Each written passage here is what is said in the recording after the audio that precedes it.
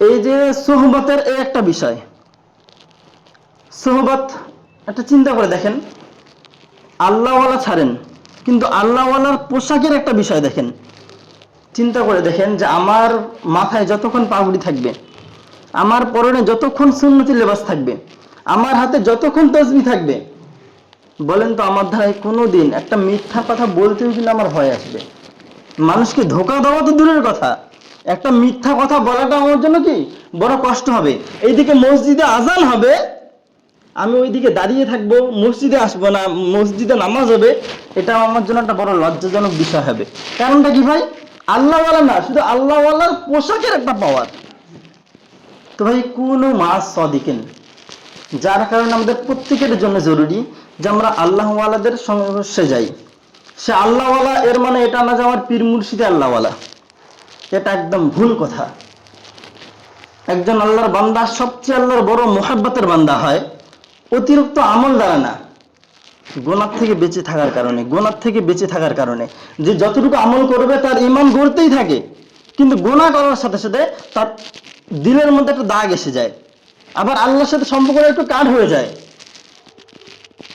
যার কারণে যে যত জীবনে গুনাহ থেকে বেঁচে থাকার চেষ্টা রাখবে, তার তত আল্লাহর সাথে বড় মোহাব্বতের বান্দা হবে, বা আল্লাহর সাথে বড় একটা মোহাব্বতের সম্পর্ক হবে। তো একটু চিন্তা করে দেখেন, যে যুগের নাম ছিল আইয়ামে জাহিলিয়াত, বলেন না, একটু চিন্তা করি আমরা। বললাম না যে আমাদের জন্য 5 ওয়াক্ত নামাজ পড়াটা বড় কঠিন। আসেন একটা ছোট্ট ঘটনা শুনি। দিল্লির মধ্যে কুতুব মিনার নাম শুনেছেন ভাই? যার নামে কুতুব মিনার আজ পর্যন্ত দাঁড়িয়ে আছে, কুতুবউদ্দিন কাকি রহমতুল্লাহ আলাইহি। দুনিয়া থেকে বিদায় নেওয়ার কিছুক্ষণ আগে খাদেমকে নসিহত করে যাচ্ছে, ও খাদেম, দুনিয়া থেকে বিদায় নেওয়ার পর আমার জানাজা কায়েম করবা, কিন্তু 4টা গুণের কথা বলে যাচ্ছি। এই 4টা গুণ যার মধ্যে থাকবে ওই ব্যক্তি আমার জানাজা পড়াবে। এই 4টা গুণ যদি না থাকে, জানাজা বিহীন আমার দাফন করে দেবা, কোনো দেরি করবা না। আজকে আমরা কি করি? ওই যে মূল্য, রাত রাখেন, দিন রাখেন, ভাই চাচা কায় আছে আইসুক, হ্যাঁ কান্দাকান্দি করুক, এরপরে কবর। শেষ পর্যায়ে ব্যক্তিকে আমরা কবরে রাখবো, এই যে তার শেষ বিধান, এর মধ্যে আমাদের লম্পটগিরি হয় না কথাটা? বলেন না, আমার রসুলের কথা যে মাইয়াতকে যত তাড়াতাড়ি হয় তুমি কবরস্থ করো। কিন্তু এই জায়গাটা আমরা কি করি? শেষ পর্যায়ে তাও চিন্তা করে দেখেন না যে আমাদের অবস্থাটা কি।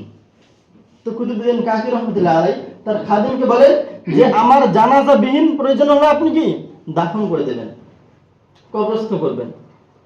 তো যখন কুতুবউদ্দিন কাকি রহমতুল্লাহ আলাইহি দুনিয়া থেকে বিদায় নেয়, তো তার জানাজা কায়েম করা হয়, পুরো ময়দান যেন ওলামা দিয়ে ভরে যায়।